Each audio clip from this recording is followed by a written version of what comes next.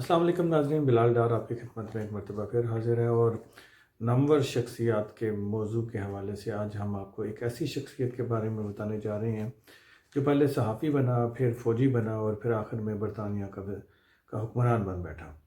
یہ ایسا شخص تھا جو کہ آدھا امریکی اور آدھا برطانوی تھا، اور جس کی ساری زندگی خطرناک مہمات سے بھری پڑی تھی، اور کیونکہ اس کا ماننا تھا کہ خطرات سے ڈر کے بھاگنے کے بجائے ڈٹ کر دلیری سے ان کا مقابلہ کریں، اور اس نے اپنی زندگی میں ایسا ہی کیا اور بڑے بڑے خطرات کو، بڑی مشکلات کو اس نے شکست دے دی اور وہ بہت کامیاب حکمران بھی رہا۔ اس سے پہلے کہ ہم اس کے بارے میں آپ کو بتائیں، میرے نئے آنے والے دوستوں سے ریکویسٹ ہوگی کہ یوٹیوب پہ ہمارے چینل پاکستان والا ٹی وی کو سبسکرائب کر لیں، بیل آئیکن کو آن کریں، ویڈیو کو لائک ضرور کیجیے گا اور کمنٹ سیکشن میں اس شخصیت کے بارے میں اپنے کامنٹ ضرور کیجیے گا۔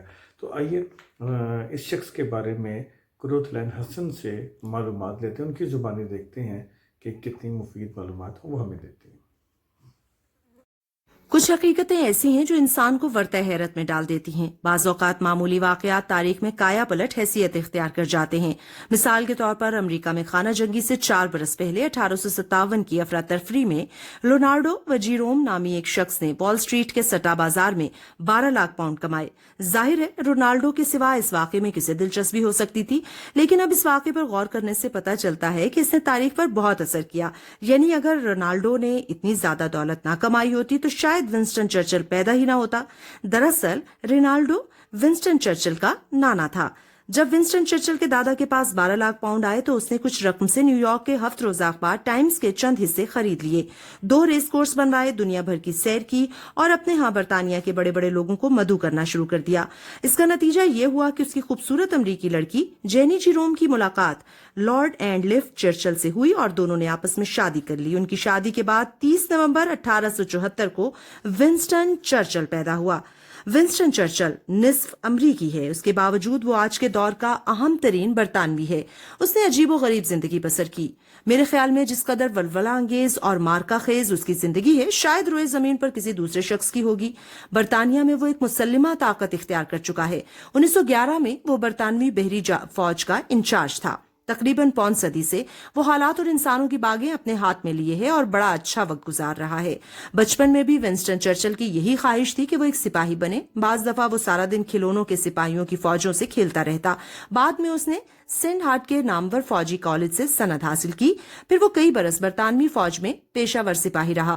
1900 میں ونسٹن چرچل اپنی بہادری اور جرت کے سبب مشہور ہو گیا۔ در حقیقت اس کی بے باک جرت نے اسے اس قدر مشہور کر دیا کہ 26 برس کی عمر میں اسے پارلیمان کا رکن چن لیا گیا۔ ہوا یوں کہ 1899 میں وہ مارننگ پوسٹ کا جنگی رپورٹر بن کر 250 پاؤنڈ ماہانہ تنخواہ پر جنوبی افریقہ میں جنگ بوائر کی خبریں بھیجنے کے لیے چلا گیا۔ یہ تنخواہ بہت زیادہ تھی، لیکن وہ اس کا واقعی مستحق تھا، کیونکہ ونسٹن نے تھوڑے ہی دنوں میں خود کو مشہور جنگی نامہ نگار بنا لیا تھا۔ وہ تازہ ترین خبریں حاصل کرنے کے لیے دشمن کے علاقے میں گھس جاتا۔ وہ فقط خبریں ارسال ہی نہ کرتا تھا بلکہ خود بھی خبروں کی سرخی بن جاتا تھا۔ جب بوائروں نے اسے پکڑ کر قید خانے میں ڈال دیا تو یہ خبر جلی حروف میں شائع ہوئی، اور جب وہ جیل سے فرار ہو گیا تو اس کی خبر کو بہت اہمیت دی گئی، کیونکہ وہ بوائر جنگ کا اہم ترین قیدی کھو چکے تھے، ایک برطانوی لارڈ کا بیٹا۔ بوائروں نے اسے زندہ یا مردہ پکڑنے کا بہت بڑا انعام مقرر کیا۔ قید سے فرار ہونے کے بعد چرچل نے سینکڑوں میل دشمن کے علاقے میں سفر کیا۔ ہر ریلوے اسٹیشن اور پل پر بوائر سپاہیوں کے پہرے لگے ہوئے تھے۔ وہ پیدل اور مال گاڑیوں پر سفر کرتا رہا۔ رات کے وقت وہ جنگلوں، کھیتوں اور کوئلے کی کانوں میں سو جاتا۔ اس نے کئی دریا تیر کر عبور کیے۔ افریقی وسیع میدانوں میں بھوکے گدھ اس کے سر پر منڈلاتے اور اس انتظار میں رہتے کہ کب وہ بھوک سے نڈھال ہو کر گرے اور وہ اسے شکار کر پائیں۔ اس کے فرار کی داستان ایک شاہکار تھی، لیکن ونسٹن چرچل اسے مزید سنسنی خیز بنانے کا انداز جانتا تھا۔ یہ کہانی اس نے مارننگ پوسٹ کے لیے لکھی، حیرت اور ڈرامے سے بھرپور کہانی جو 1900 کی بہترین اخباری کہانی قرار دی گئی۔ یہ کہانی سارے انگلینڈ نے بڑے جوش و خروش سے پڑھی۔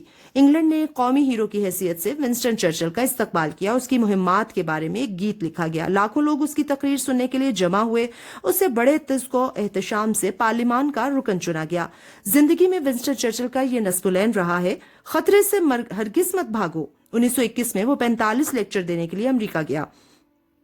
ہر تقریر کے اسے 320 پاؤنڈ ملتے تھے، لیکن اسکاٹ لینڈ یارڈ پولیس کو معلوم ہو گیا کہ امریکہ میں چرچل کی جان کو خطرہ ہے۔ اس کے بعد حاسدوں نے اسے امریکہ میں قتل کرنے کا پروگرام مرتب کیا تھا، لیکن اس خطرے کے باوجود چرچل نے اپنا پروگرام تبدیل نہ کیا اور لیکچروں کا سلسلہ جاری رکھا۔ جب وہ ایک مغربی شہر میں پہنچا تو اسے معلوم ہوا کہ اسے قتل کرنے کا منصوبہ بنانے والے گروہ کے بعض افراد نے اس کا لیکچر سننے کے لیے ٹکٹ خرید لیا ہے۔ شہر کے چیف آف پولیس کو خبردار کر دیا گیا اور لیکچر ملتوی کرنے کا حکم دے دیا گیا، لیکن چرچل کے مینیجر لوئس جے البر نے لیکچر ملتوی کرنے کے خلاف احتجاج کیا اور چرچل نے اس کے ہاں میں ہاں ملاتے ہوئے کہا، البر تم ٹھیک کہتے ہو، انسان کو خطرے سے بھاگنا نہیں چاہیے۔ اگر آپ ایسا کرتے ہیں تو خطرہ دو گنا ہو جاتا ہے، لیکن اگر آپ دلیری سے خم ٹھوک کر سامنے آ جاتے ہیں تو خطرہ نصف رہ جاتا ہے۔ خطرے سے بھاگنے کی بجائے ونسٹن چرچل اکثر اس کی طرف بڑھا کرتا تھا۔ جب وہ برطانوی بحری فوج کا انچارج تھا تو ان دنوں برطانوی نیوی کے پاس تقریباً نصف درجن ہوائی جہاز تھے۔ یہ 1911 کا ذکر ہے۔ ہوائی جہاز ایجاد ہوئے ابھی 8 برس ہوئے تھے، لیکن ان دنوں جہاز چلانا یا اس میں سفر کرنا موت کو دعوت دینے کے برابر تھا۔ اس کے باوجود چرچل خود جہاز چلانے پر اصرار کیا کرتا۔ وہ اپنا ہوائی جہاز خود چلاتا اور ایسا کرتے وقت اسے کئی حادثات پیش آئے۔ وہ بال بال موت کے منہ سے بچا۔ حکومت نے اس ہوائی جہاز چلانے سے منع کیا، مگر وہ باز نہ آیا کیونکہ اسے ہوائی جہاز چلانے میں بے حد مزہ آتا تھا اور اس کے لیے وہ بڑے سے بڑا خطرہ مول لینے کو تیار تھا۔ وہ اس نئی ایجاد کے متعلق پورا علم حاصل کرنا چاہتا تھا اور جانتا تھا کہ آئندہ جنگ میں اسے بہت زیادہ اہمیت دی جائے گی۔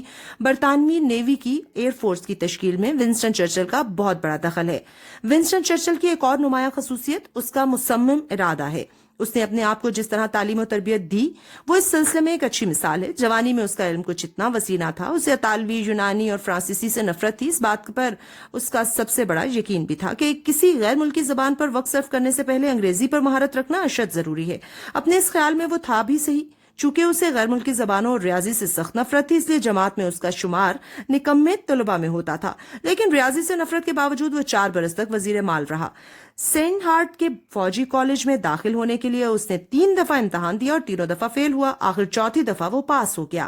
سینٹ ہارٹ اور ہیرو کے 2 بہترین فوجی اسکولوں میں تعلیم پانے کے بعد ایک دن اسے احساس ہوا کہ وہ عملی طور پر تو کچھ بھی نہیں جانتا۔ اس وقت اس کی عمر 22 برس تھی اور وہ ہندوستان میں مقیم برطانوی فوج کا ایک افسر تھا۔ تب اس نے تعلیم حاصل کرنے کا تہیہ کیا۔ اس نے انگلینڈ اپنی والدہ کو لکھا کہ وہ اسے سنوائے حیات، تاریخ، فلسفے اور اقتصادیات پر کتابیں ارسال کر دے۔ دوپہر کے وقت جب اس کے دوسرے ساتھی افسر سوئے ہوتے تو وہ مطالعے میں مشغول رہتا۔ اس نے افلاطون سے گبن اور شیکسپیئر جس سب کا مطالعہ کر ڈالا۔ اس نے شگفتہ اور رواں دواں نثر لکھنے میں کئی برس صرف کیے۔ ایک بہت بڑے مقرر سے اس نے خود کو ایک آتش بیاں مقرر میں ڈھال لیا۔ دوسری جنگ عظیم کے دوران جب ونسٹن چرچل برطانیہ کا وزیر اعظم تھا تو وہ روزانہ 14 سے 17 گھنٹے کام کیا کرتا تھا اور بعض اوقات پورا ہفتہ۔ اب بھی وہ بڑے جوش و خروش سے کام کرتا ہے اور اپنے کئی سیکرٹریوں کو ہر وقت مصروف رکھتا ہے۔ اس کی بڑی وجہ یہ ہے کہ وہ کام کرنے کے دوران سستا لیتا ہے اور تھکنے سے پہلے آرام کر لیتا ہے۔ وہ صبح 10:30 بجے سے پہلے بستر سے نہیں نکلتا، لیکن بستر سے نکلنے سے 3 گھنٹے پہلے وہ لیٹا لیٹا ٹیلی فون کرتا اور خط وغیرہ لکھواتا رہتا ہے۔ بستر چھوڑنے کے بعد وہ ایک پرانے اسرے سے شیو بناتا ہے۔